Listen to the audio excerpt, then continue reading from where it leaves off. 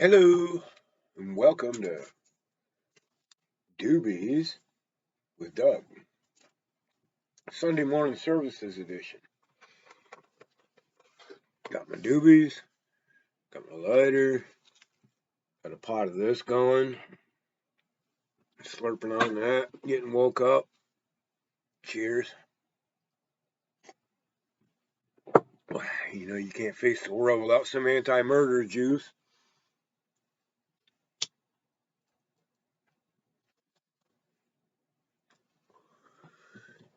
So, Sunday services. I may have explained this in the first video, but I'll do it again in case you missed it. When you work on a farm, and it's a bunch of hippies, just like any other job, there's drama. Drama all week. Who left those 40 bushels of tomatoes unsorted in the garden? Who didn't load the last of the herbs on the truck? Blah, blah, blah, blah, blah, blah, all week. I'm so tired of James not taking care of the hose when he's blah, blah, blah, blah. So we made a rule. Sunday mornings,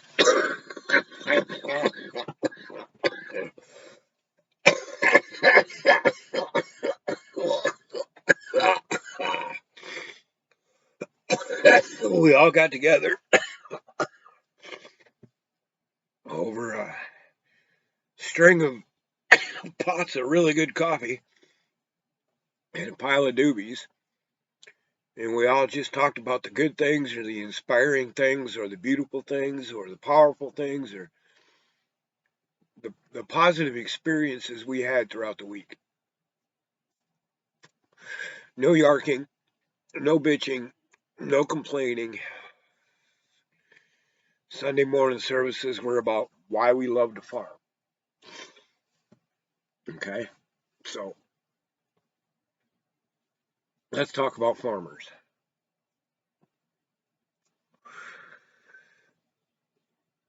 If you're lucky,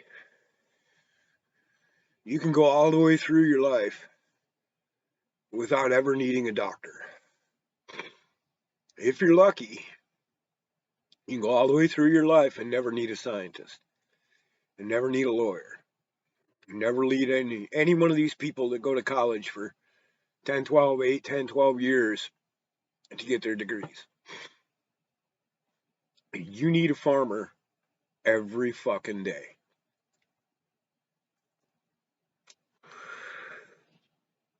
Unless you're growing all your own food, you need a farmer. No farmers, nobody eats. You can have whatever plans you want to have.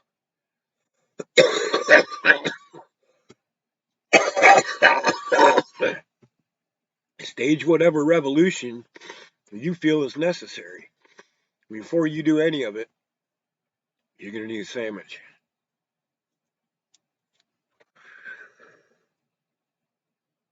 So, all the talk about socialized health care and the health insurance exchanges and the health issues in America and blah, blah, blah. Very little of that conversation is centered around the people who actually produce the food that you use to make your body with. There is no person on this planet more involved in your health and your welfare, both physical and mental, than the person who makes your food.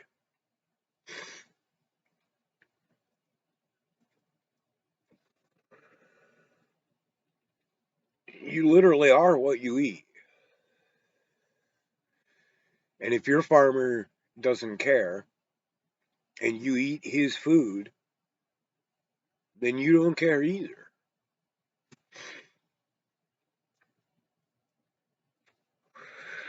Doug Care, my replacement for Obamacare. Obamacare was 780 some pages long, I think. Doug Care is one sentence. Stop, putting poison on your food, dumbass.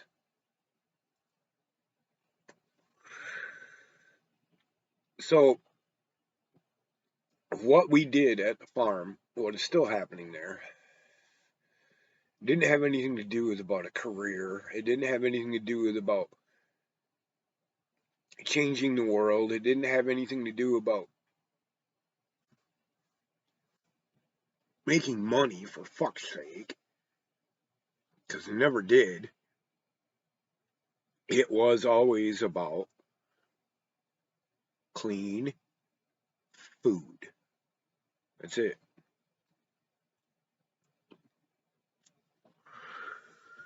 Our goal is to show people that you can produce more better, healthier, cleaner produce organically than you can chemically. And these guys have been at it quite a while when I showed up.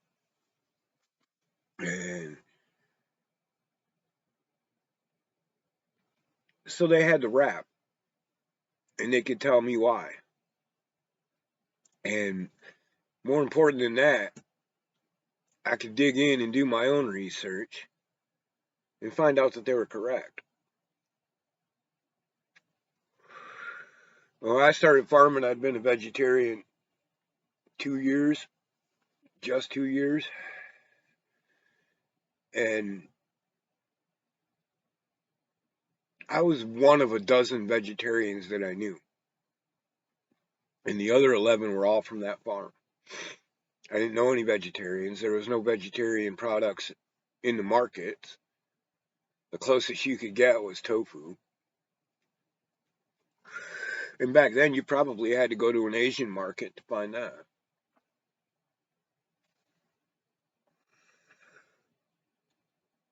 So it was all brand new to me. I'd been living on crap since I turned vegetarian. I'd been eating potato chip sandwiches, fucking just crazy shit. Just trying to stay full. And they taught me how to eat properly, how to pay attention to my nutrition, how to pay attention to my physical activity and how much I was burning and what types of things I would be burning and how carbohydrates versus proteins broke down into my body and how they worked for fuel throughout the day. I had to learn all those things through the process of farming. Because your tendency when you're a vegetarian pot smoking vegetable farmer is to just eat raw vegetables all day. They're there, they're beautiful, they're tasty as fuck. So just eat them. So I did a lot. I ate a lot of raw vegetables the first couple years I was farming. It's raw broccoli, raw beans, raw cabbage, raw whatever. Never did like tomatoes, but everything else. And to me, that's one of the beauties of being a farmer is I can just crack a watermelon over my knee, shove my face in it, and eat it. No one's gonna stop me because it's my fucking watermelon. So, but over the years, I watched how vegetarianism changed. It has changed drastically.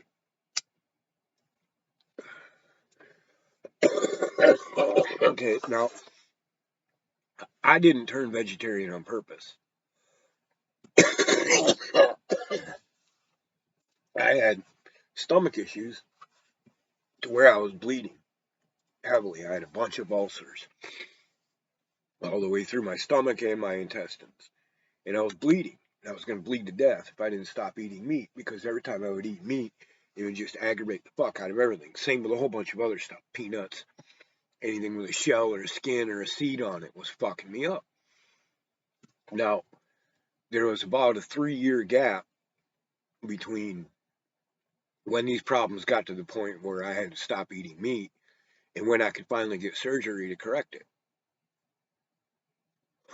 I had a piece of my stomach removed and about 4 feet of intestines. And by the time that had healed up, it had been a full 3 years since I'd had any meat. And by that time, it smelled like roadkill. And I was getting healthier and stronger than I had ever been in my life, so I had no inclination to go back to eating meat. But my point being, I didn't get into vegetarianism intentionally. I didn't get into it to uh, increase my health. I mean, I was still doing fat rails of cocaine at the time, which also didn't help my stomach.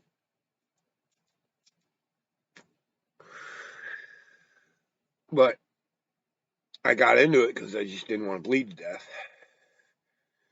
And so I came into it from a different angle than a lot of other people. But once I learned from the farmers how to eat correctly, and in the early days of farming, there was people there cooking our food. Um, and we bartered for like organic lentils. You know, we dried shitloads of beans and put them up, so we had beans throughout the winter, and so on and so forth. And there was nothing, like I said, in the store but tofu.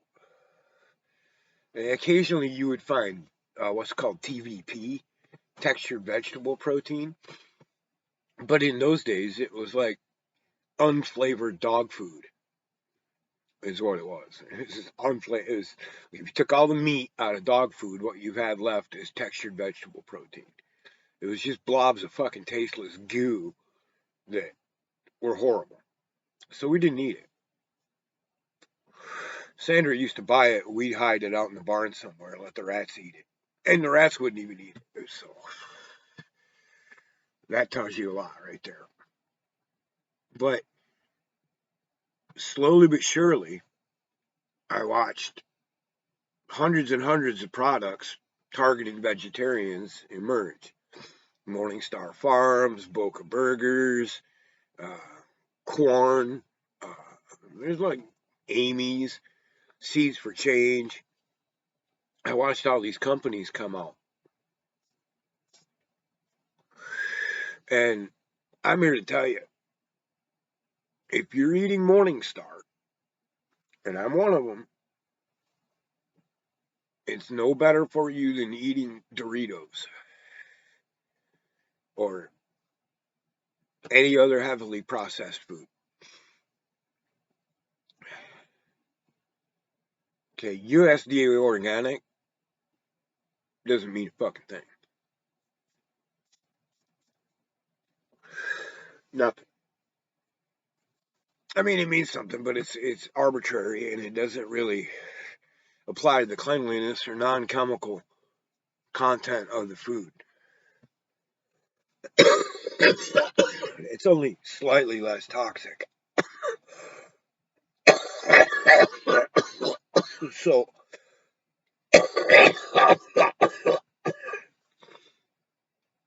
it's important to know what's in your food. Very important. Probably the most important thing in your life to know the contents of is your food. Not probably, it is. Beyond a shadow of a doubt. The most every cell in your body is made up of the food that you eat.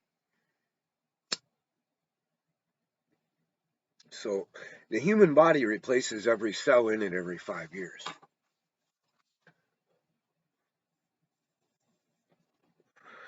So if you spend 5 years eating processed junk, you're made up of processed junk. Now, in my lifetime, I've watched all these changes here. And at the same time, I've experienced things like people who got 70 or 80% of their food by digging through trash. And that had been doing so for 4 or 5 generations. I mean, there's places in Somalia where they've been dumping trash since the 1600s. The English started dumping trash there centuries ago. And that means there's people there that are made up of trash, literal garbage. Every cell in their body, every cell in their parents' body, the mother used calories from garbage to make this child. Meaning this child is a garbage child. It's literally made of garbage.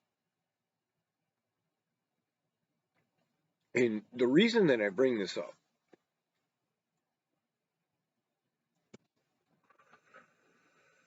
is that these people don't have any choice. And their life expectancy is 30 or less. And it's been enforced upon them. It's not something they chose or choose. We as Americans have more choices than anywhere else in the world. And we choose to eat garbage.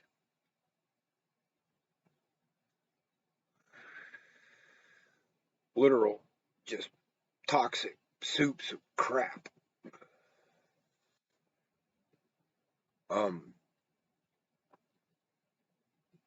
So get to know a farmer, for fuck's sake. The people in Morningstar don't give a fuck if your colon falls out your asshole. They don't. I don't care how nice the lady is on TV that's selling you the shit.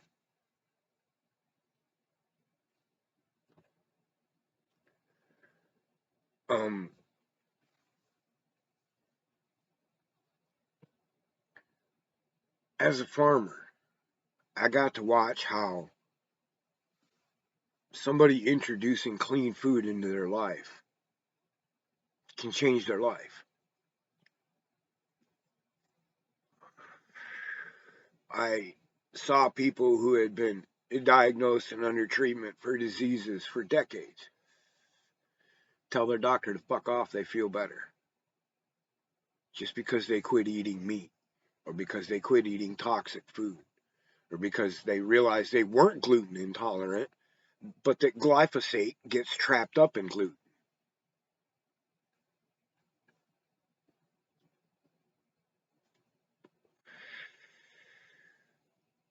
It's not the peanuts you're allergic to. It's the hemazapine hydrochloride that they spray them with.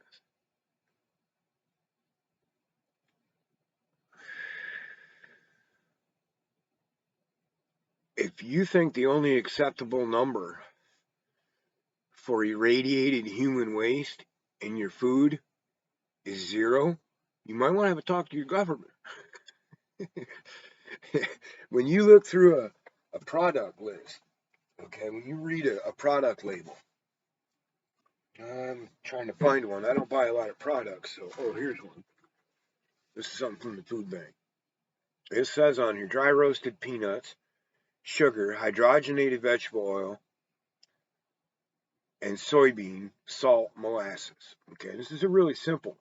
Seems pretty simple and straightforward, right? It's fucking peanut butter. Okay, so we got 1, 2, 3, with the parentheses, 4, 5 ingredients in peanut butter. Okay, not a lot, but you look back through here and there's a parentheses, vegetable oil, rapeseed, cottonseed, and soybean oil. Neither rapeseed or cottonseed oil are edible at all.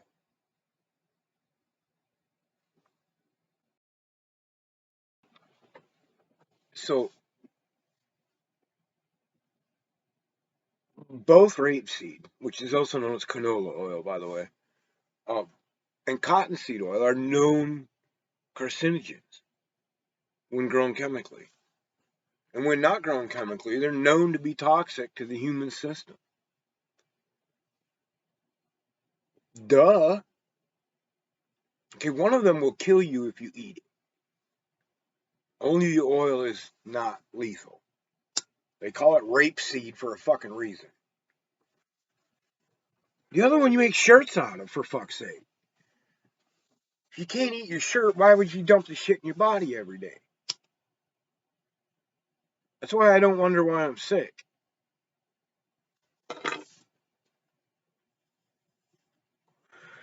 Why is this happening to me? Oh, yeah, it was them 7,000 ho-hos I ate in the 90s. When you read these labels, they sound really innocuous. Everything does. Do you know the legal definition of natural flavors? Do you know the legal definition of natural colors? Do you know where vitamin B12 comes from?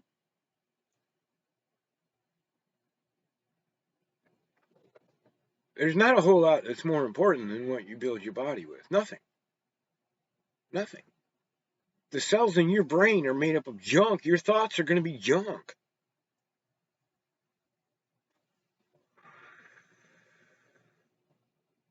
Doesn't matter how many apps you download. If your hard drive is covered with fucking Mountain Dew, it's not going to work. You know? So get to know your farmer and grow as much fucking food as you can. There's no excuse for that. If you own a lawnmower and don't grow your own food to some degree, you're just working against yourself.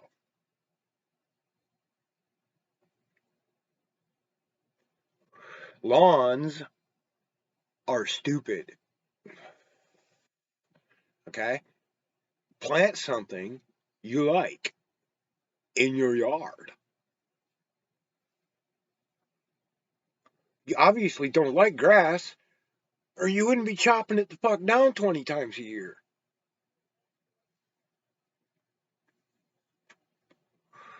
Plant clover. It's nice to walk on. The bees love it.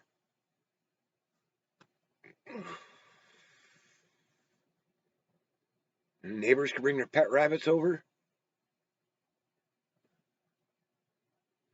Just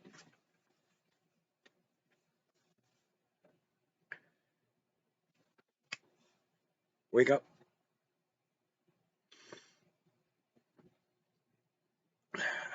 It's Chaz always used to say, man, if we turn this fucking farm into a health spa, we might have a chance of changing the world. If we charge yuppies a stupid amount of money to come out here and drink organic carrot juice and run a hoe all day until they had some muscle tone to them, we'd get rich.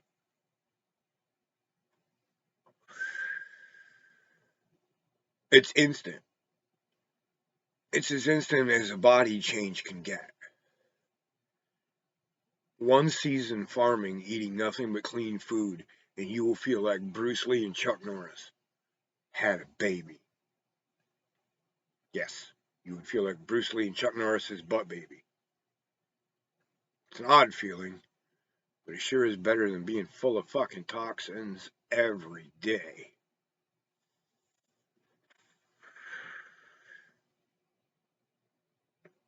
So get to know your local farmers, your organic farmers.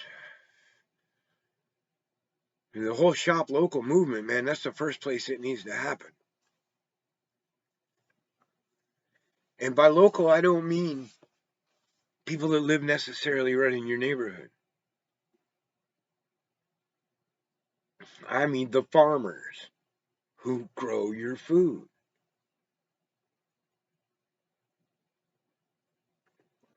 I mean, I fucking love bananas.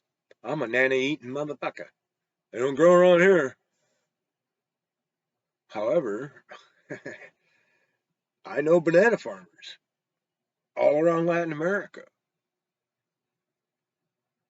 I know what they put on their food. I know what they grow with. I've rather met them or chatted with them online enough to know how they work. And sometimes I'm stuck eating toxic ass Cavendish bananas from Hawaii. Other times I can afford to eat good, clean, organic bananas from Honduras or Ecuador.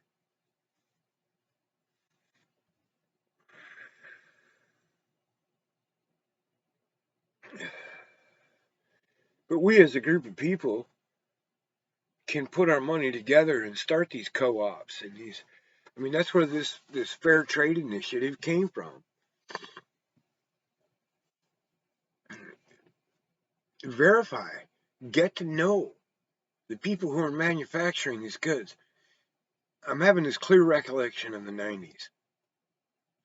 It's one of the first times I went down into Central and South America. We met some people called the Huicholes, and they're poor as fuck. Just stone grinding corn, and I mean, there was like 4 vehicles for 300 or 400 people, so on and so forth. They're remote. And they made some of the coolest beaded shit I've ever seen in my life. These little beaded frogs and beaded parrots and beaded fucking snakes and all kinds of shit, man. It was cool as fuck. I brought a bunch of it back with me. And once I got it back to the States with me, a whole bunch of people were like, oh, that's Huicholi. I know that stuff. I'm like, how the fuck do you know about this shit? Well, there have been people going down there since the 50s and buying this shit from people for pennies. Buying these beaded bracelets and for all this stuff. And then bringing it back here and selling it for fucking exorbitant rates. A Huicholi frog was $200 or $300 back then. And there was a group, can't remember who it was. I think it might have had something to do with the farm in Tennessee, though, that went down there and set up a cooperative that allowed them to sell their products directly to distributors all over the world. And it's massively increased the quality of life for these people. They're all successful people now. And their craftsmanship is fucking incredible. You can't believe somebody made that out of beads. You know what I'm saying? It's like 3D sculptures made from beads. It's fucking whack. So that kind of thing is really powerful, and it's really a tool that goes underused by us general public motherfuckers. Now, I know I got people in my life that have 50, 60,000 followers on their fucking YouTube page, or that have 10 or 15,000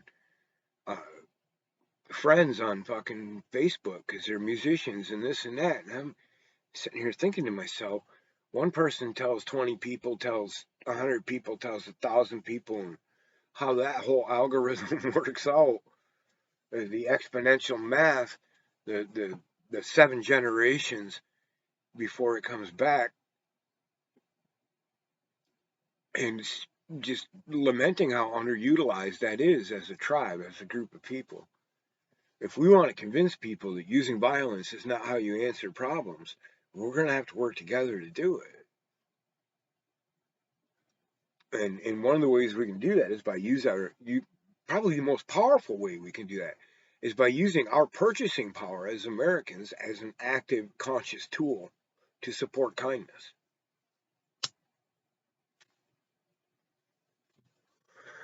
I haven't looked lately, but there's, I would guess, hundreds more organic farms in Michigan than there was when I was doing it.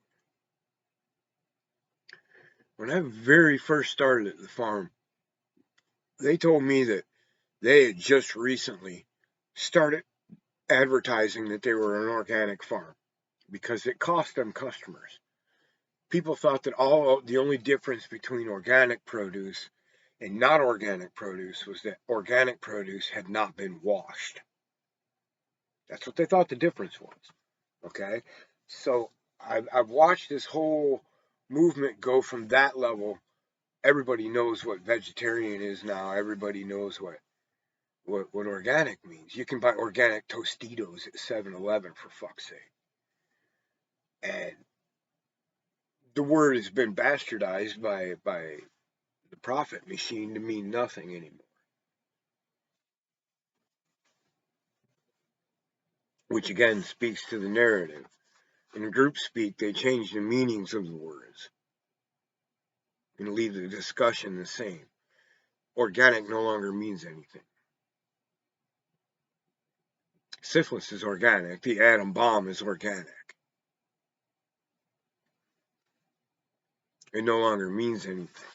They bastardized the word because the word was started by a group of people whose intention was to grow food that didn't have any residuals in it from the elements you introduced to the garden to grow.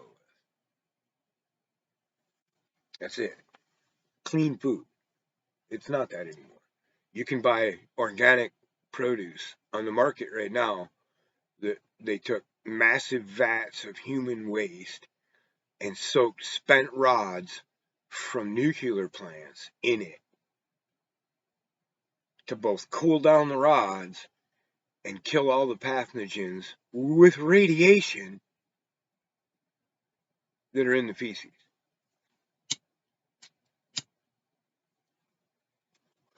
So USDA organic means zero. It means nothing. Nada. Get to know your farmer. Go farm it. Organic produce right now is so profitable. And I'm sure if you got a strong back, a strong set of hands, and a will to work, you get paid well farming. Maybe not at first. You got to stick to it. Because a lot of people think they want to be farmers. They don't. They want to be gardeners. And gardening is a hobby for the most part. Unless you go into landscape gardening, gardening is a hobby. Farming is not. Farming is a disease you get and you can't get rid of it. It's incurable.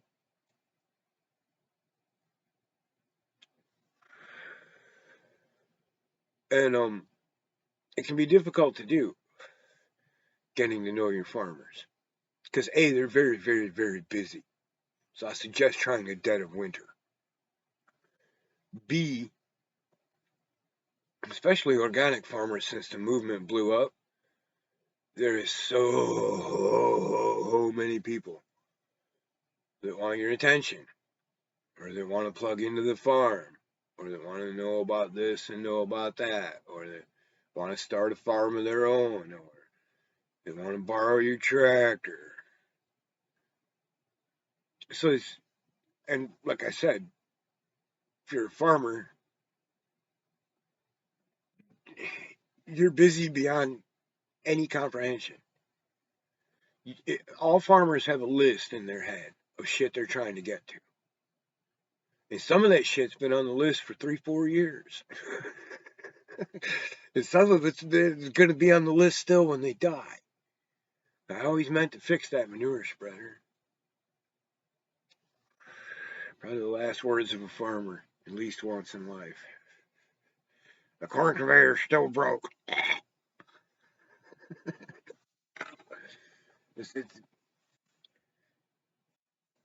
So it can be difficult to do, to get to know a farmer. You got to be willing to move and you got to be willing to work. Because farmers really don't have a whole lot of time for people that aren't willing to work. Even being in their way. Being around. It's just annoying. So it can be difficult to do, but get to know them, for fuck's sake. Get to know what it means. Get to know what it means to farm, what you have to do, where your food comes from. Okay? Even your thoughts and your emotions are shaped by your food. You cannot escape your biochemistry. No matter how fancy of a monkey you think you are, you can't escape your biochemistry. And filling it up with shit you don't even know what it is,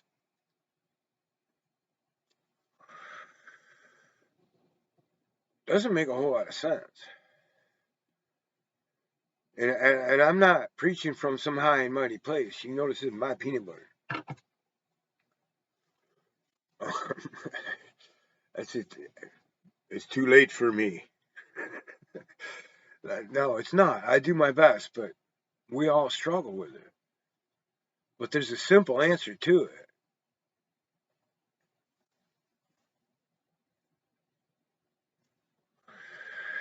And the tide is turning. People are becoming more and more aware of it. not very long ago, got a 10-pound bag, probably 2 years ago.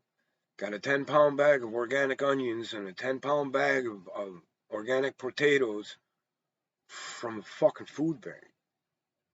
So, good times, they are changing. For shizzle, it's different. You know, I mean, granted, I also got a fucking 35-pound box of fucking week-old donuts, like usual, but what are you gonna do? It's a food bank, you know.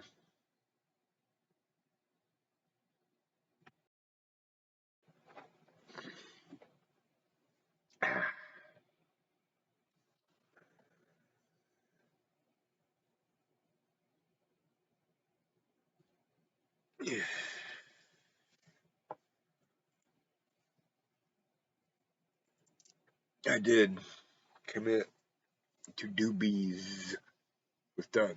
So this is gonna be a long one, folks. Happy Sunday.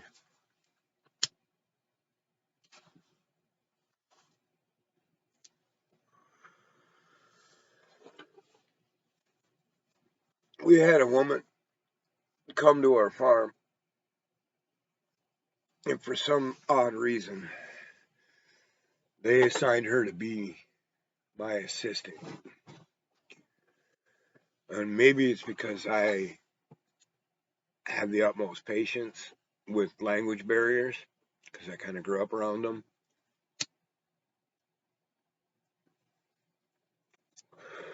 But she was from Thailand and spoke very little English. I speak zero Thai. Tried several words, never could get them right. All I know about Thai is they have a whole bunch of words that end in up. That's it.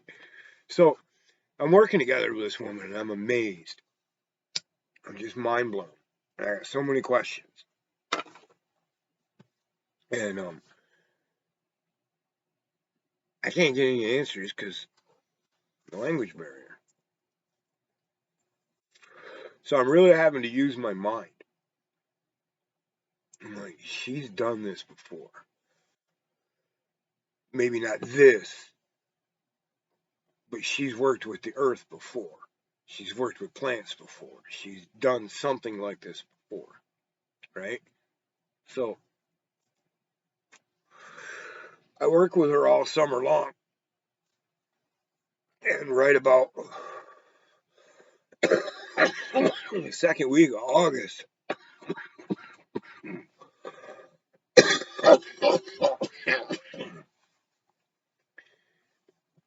I call lunch break,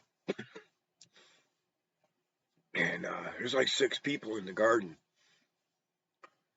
She comes up to the little area where we had lunch at in the shade, and goes to her car first and grabs a little cooler. She pulls out a loaf of bread and a stick of margarine. Out of her pocket, she pulls 4 nice big fat habaneros. Now, we had pepper freaks from all over the country that had heard rumors and come to our farm and cried. That's one of the hottest fucking Scotch bonnets I've ever eaten in my life. Oh, oh, oh, oh, oh. I'm not a huge hot pepper fan, but I will attest to the fucking tears squirting out of my tear ducts and fucking wax running out of my ears from eating the hot peppers on the fucking farm. They bake your head. And this woman sliced them fucking jalapeno or them habaneros up, barehanded, on a slice of bread, buttered another slice of bread, stuck them together, and ate them. And she didn't so much as fucking cry or turn funny colors. She didn't even break a sweat. She ate fucking 4 of them.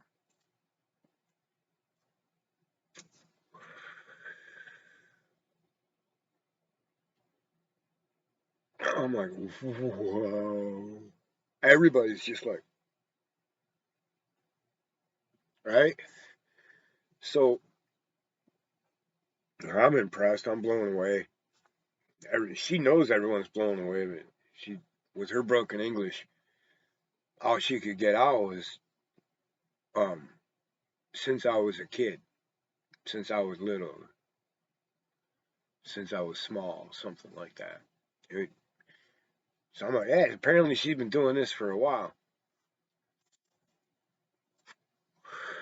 So one day, towards the end of the season, she's leaving for the year. And she's been staying in a little camper there on the other farm up the road from me. And her husband shows up to get the camper. He's got a truck. And this dude's white. So I'm a little surprised. I'm not sure why, but I was. So I can fucking boogie on up there as soon as I get a chance. And I'm like, hey, man, it's been a real kick having your wife out here working all summer. She's awesome at what she does. And he says, yeah, she grew up farming. I'm like, I kind of gathered as much from the way she caught on to picking so fast. But can you tell me what did she farm? And he said, yeah, her dad was a pepper farmer, specialized in growing hot peppers for the local vendors in Thailand. If you've ever been in Thailand, you know their fucking peppers are hot. Them Thai dragons will melt your face, man. So I asked her, I said, or I asked him to ask her. I said, will you ask her a question for me? He said, sure. I said, will you ask her on a scale of 1 to 10 where our peppers rate compared to Thai peppers? He went and talked to her in Thai and come back and he said, well, on a scale of America, you're a 10. But on a scale of Thailand, you're a 6. I'm like, fuck.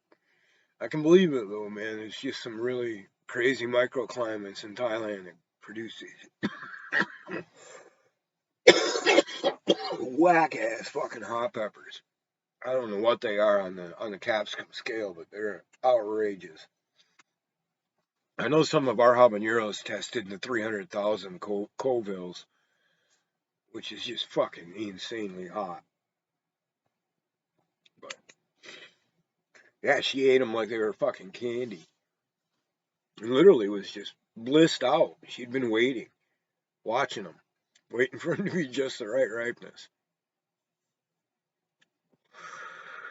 And she was picking peppers the next year for James. And it took me 7 years of farming before James let me pick peppers. The peppers are tricky. Color is part of it. Shape is part of it. Wall tension is part of it. Tension in the wall of the pepper itself. There's just a huge amount of elements, and you really have to plan out market, holding times, trends in market, so on and so forth. What's selling, what's not, how long it's going to hold. How many days can you put it back up on the shelf before it goes in a canner box, you know?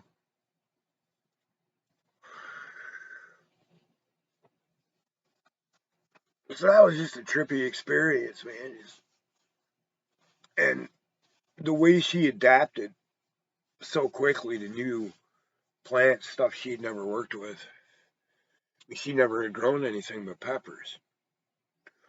And she adapted to planting broccoli. She adapted to weeding muskmelons and watermelons, which is hard. You know, adapted to picking tomatoes faster than I did, for fuck's sake. To all you people who love tomatoes, you're welcome. I fucking hate tomatoes with a passion.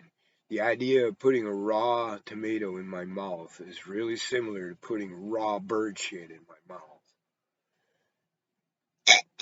No, not going to do it. But with that said, I have single handedly grown, produced, and sent to market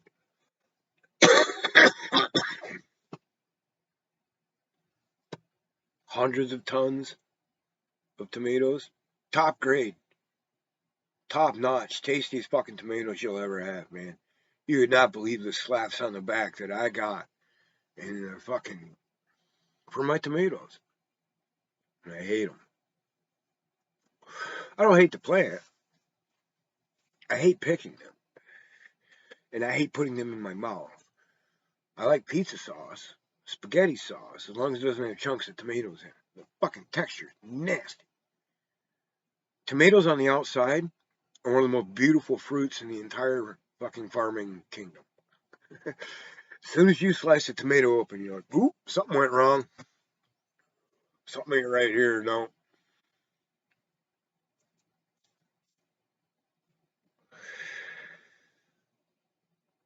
And she took to it like a tick to a hound. She was just on it. And was picking equal to or greater than me within 2 or 3 days. Which I pick at Mexican rates. And I'm not stereotyping, I'm just saying Mexicans pick tomatoes way faster than most white people.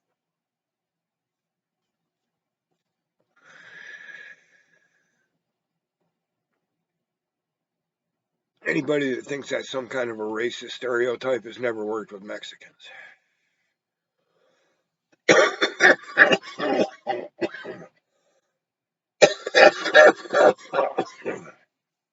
It has nothing to do with their race. It has to do with their culture.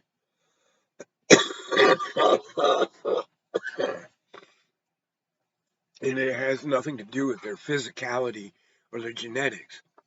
100% about their culture. Their culture is really focused on helping each other. As a farmer, I know that it might take me all season to teach a bunch of white kids to help each other instead of work against each other. Right? Mexicans just, because of their culture, are already doing that. So when it comes to farm work, they just carry their life work, their practices in life into that. You see what I'm saying? It's a societal norm to help the person next to you in Mexico.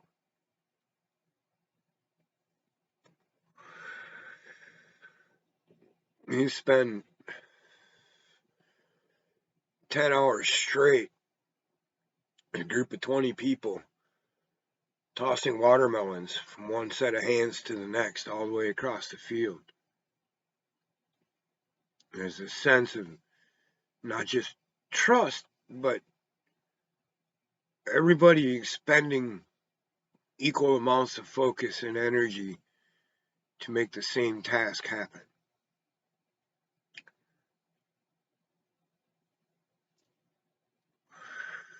There's something magical about it to a white person.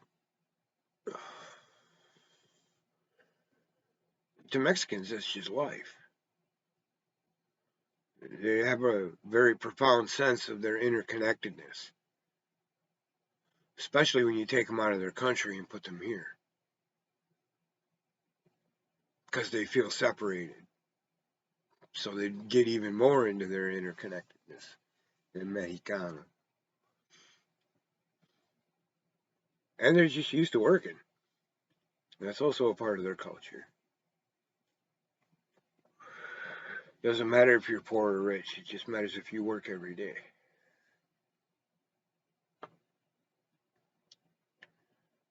So,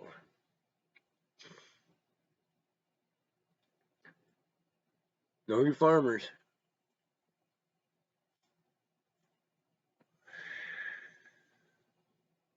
The crews that I've worked on that carried out the proper relationship with the garden were the ones who were the most tightly interpersonally involved, that lived together, that slept in the same room, that broke the same bread, that drank the same pot of coffee every morning, that shared a pack of cigarettes, that Those are the people that made the most tight-knit crew on the farm, or anywhere that I've worked in the world. Because it takes a synchronicity among the crew. It's such a massively physically demanding job that you have to look for every opportunity to share the work.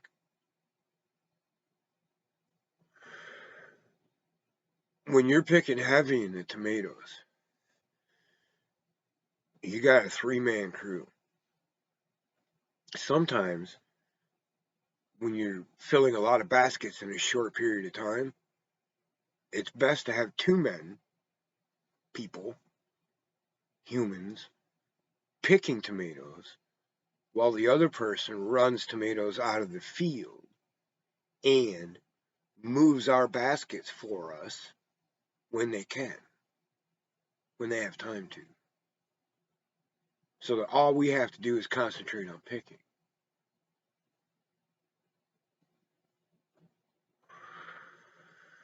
So understanding who's going to be better at what, not having any egotistical issues about, oh, you think you're a better picker than me, or, oh, how come that lazy fucker gets to just do the running and we have to bend over? None of that's there because we understand he's really good at walking back and forth. He's really good at picking fast, and I'm really good at picking fast. I'm really good at walking back and forth too, but he's good at picking correct. He's not good at picking fast. So when it's time for specific groups of specific things of specific colors that I need to fill in order, he's my guy. He's better at picking specific than I am. So she's understanding people's skill set, people's mindset, and why they're in it, why they're doing what they're doing, too, has a lot to do with it. It has a lot to do with the end result of the food, and that has a lot to do with the end result of what you build your body and your brain out of, and that has a lot to do with what you think and feel and how you function.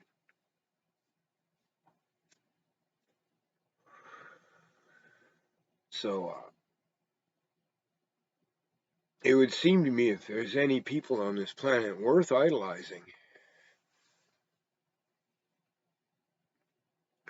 more so than musicians, more so than doctors and lawyers, more so than actors and Nobel Prize physicists, I would think that the people who deserve the most homage in this world are the people that feed you your daily bread. Because no matter what grand plans your fancy monkey brain comes up with, you're gonna need a sandwich.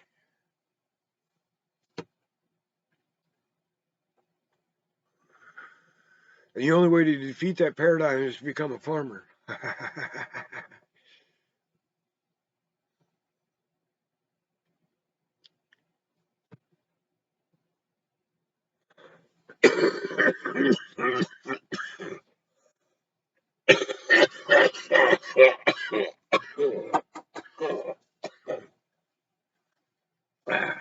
Remember when the tomato farmers crippled Italy?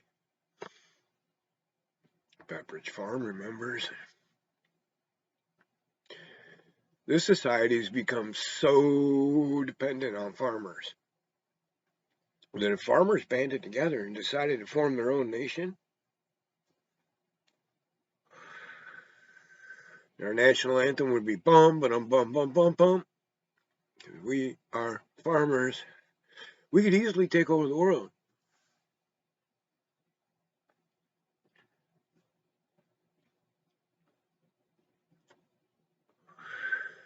You can't do a fucking thing without us. Nothing. Want to have a war? Gonna need a sandwich. Want to spread peace? Gonna need a sandwich. Want to save the Ukrainians? You're gonna need a sandwich. Want to run for Congress? You're gonna need a sandwich. You want to pick up the trash? You're gonna need a sandwich.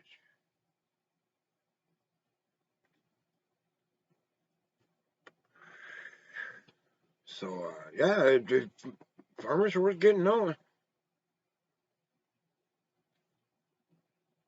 Like I said, even though it can be difficult.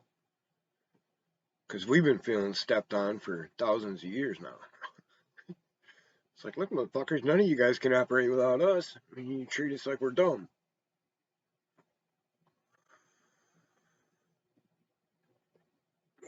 Farmers have reduced Zen philosophy down to the shit spreader only breaks when it's full.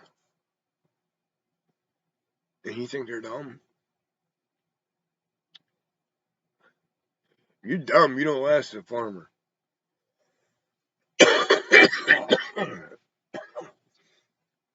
Two things that style of living does not tolerate, and that's dumb and lazy.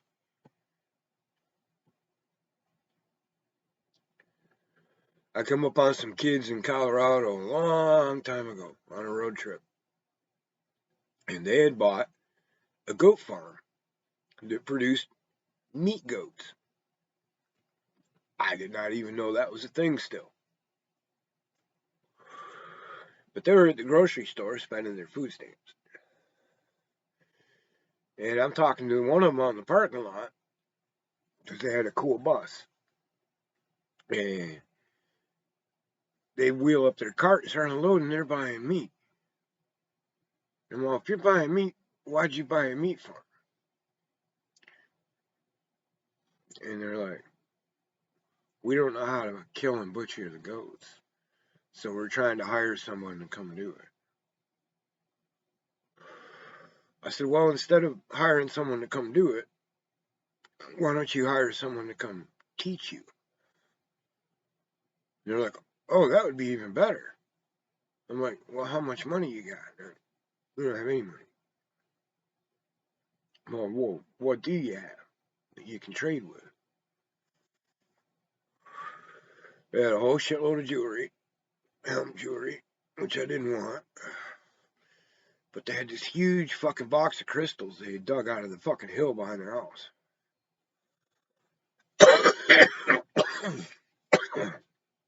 So I butchered out 4 goats.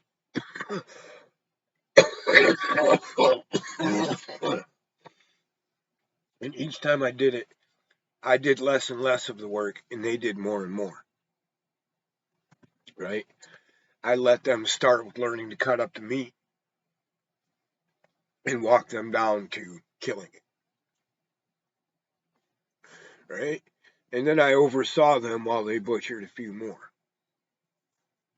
I think I did 3 or 4 more. They filled their freezers. And I took these crystals, threw them in the van, and off we went. Well, this road trip was to San Jose, California. So we ended up dropping some people off there and picking up some other people. And these other people were going to a place I'd never been to called Quartzsite. It was my first time ever going there. And I'm like, why are you guys going to Quartzsite? And they're like, well, there's a gem mineral show there. And you can just sit alongside the road and sell shit.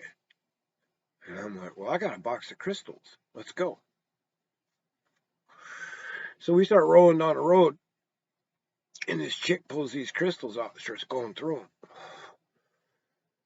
And she's like, where did you get these? I said, from these hippie goat farmers that were starving to death in the fucking mountains. And she says, do you know where they got them? I said, well, that's not my business. I knew where they got them, but it's not my business to spread. So I said, that's not my business. And she says, that's far out, man.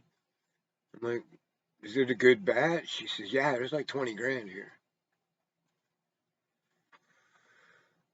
I'm like, what?